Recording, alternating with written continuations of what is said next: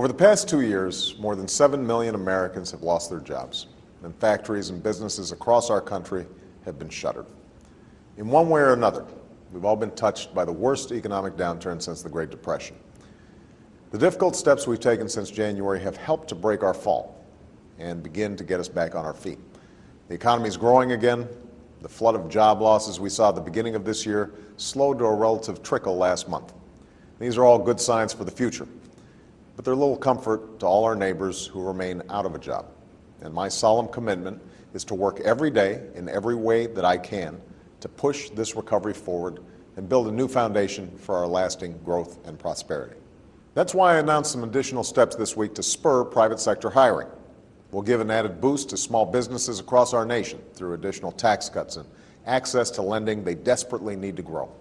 We'll rebuild more of our vital infrastructure and promote advanced manufacturing and clean energy to put Americans to work doing the work we need done.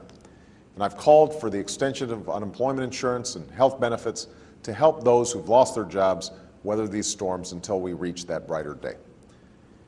But even as we dig our way out of this deep hole, it's important that we address the irresponsibility and recklessness that got us into this mess in the first place.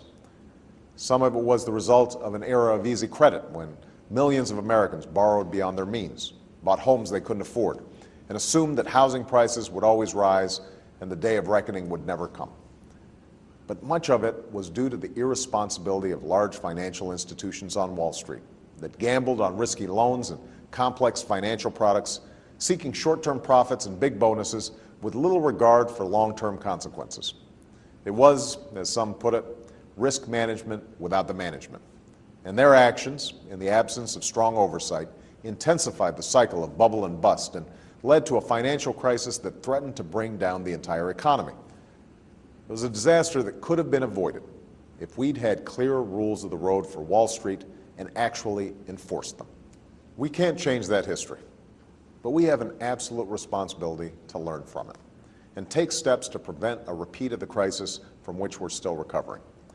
And that's why I've proposed a series of financial reforms that would target the abuses we've seen and leave us less exposed to the kind of breakdown we just experienced.